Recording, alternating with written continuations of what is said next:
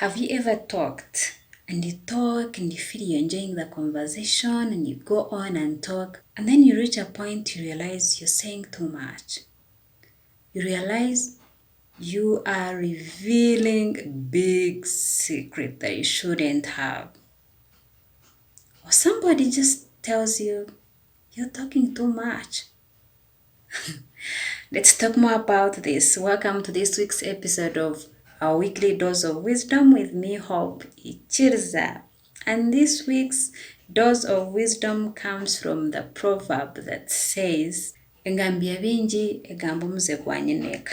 Loosely translated as, a talkative person can even reveal the bad habits of the family head. Yeah. In the Ankoe culture, a family head is supposed to be a person with high integrity, a person without any personality flaws. A person shouldn't have any weird habits. So should be a person who is morally upright, a person without any bad behaviors. Yes, because this person bears the flag of the family. And if this person has some weird habits or has some bad habits, it's the responsibility of the family members to cover up for those, to protect the family name. So that means you can't be talking anyhow about your family if you know you have some big secrets. Because if you release those, then your family is going to be considered as weak, weird, and so on and so forth. You know better. Yeah, but moving off from the weird habits of the family heads, we all can agree that talking too much can cost us, or too much words can actually cost us. In attempt to please people, or in attempt to dominate the conversations, or to keep people busy and entertained. Sometimes it can really cost us heavily. It can cost us friendships, relationships, energy, time, and productivity. So the time and energy we use while talking, we can actually regret that. So how can we avoid talking too much and then avoid getting into trouble with people and avoid, regretting things that we say? How can we do that? How can we avoid that? I found some tips and I would like to share with you. Myself, I am a work in progress, so I am happy to learn with you. So tip number 1 of how you can avoid talking too much is think before you say. Think about what you are going to say. Just briefly, you can take about 2 to 3 seconds and think. And while you think about what you're going to say, ask yourself 2 brief questions. 1, if I say this, will it add anything? And if the very first answer that comes to your mind is, yeah, maybe it will save the situation, then say it. But if it says, maybe not, then you shouldn't say it. Question number 2, a brief one. Should I really say this? And if the very first answer that comes to your mind is like, yeah, you should, then say it. And if the very first answer that comes into your mind is like, maybe you shouldn't, then just don't. Save yourself and don't. That's the importance of thinking about what you are going to say. Just make sure that what you're going to say, you will not regret it. Think about it. Ask yourself very brief questions. Promise you will get it right. We know we can't please people all the time. We can't be saying the right words all the time. But at least we can say words that we know we can stand up for. We can say words that we know we won't regret. If I've said it, I've said it. No apologies about it. But have I thought about it? Was it from my heart? Did I really mean to say this, or it just slipped off my mouth?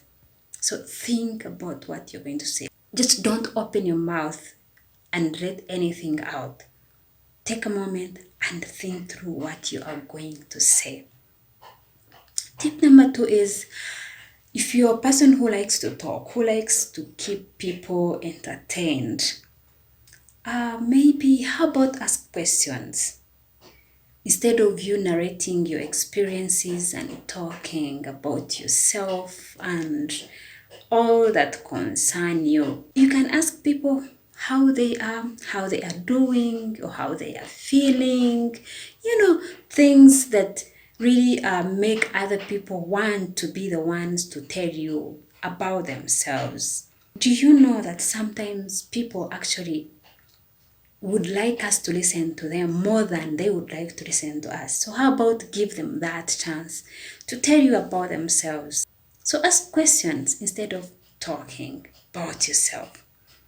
Tip number 3, when you ask questions and somebody is taking too long to answer, just don't jump in.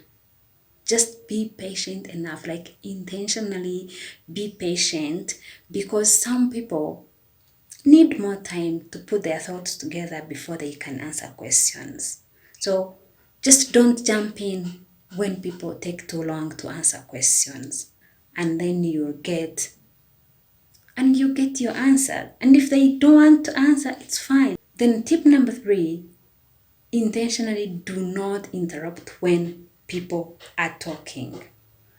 Yes, you might have a question or you might have a clarification, but can you just hold your tongue for a moment and let somebody finish their point, and then you can come in?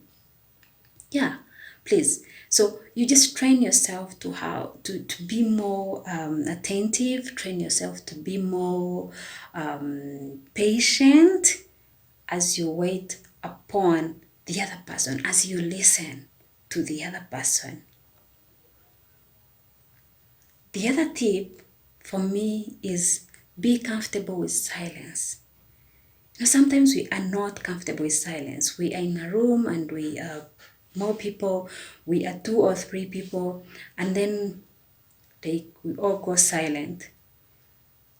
And then you feel obliged. You're supposed to entertain everybody. You're supposed to keep the conversation moving. And you feel awkward about the silence. No, it's not necessary to actually feel awkward about the silence.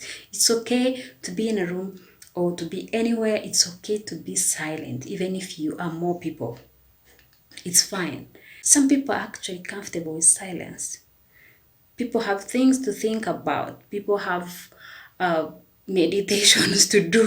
People have all these things that are going through their minds as they are silent. So it's okay, be comfortable with the silence. You don't have to feel obliged to jump in and keep people entertained, or you don't want people to think you are boring. No, you're simply thinking about things, you are planning, you are doing all these things that people do when they are not talking. So it's okay, be comfortable with the silence.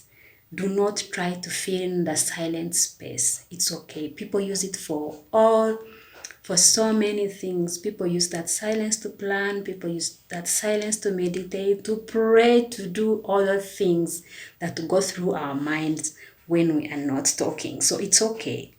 Silence is fine. Just be comfortable and adapt to it. Then the other tip for me is pray for your tongue.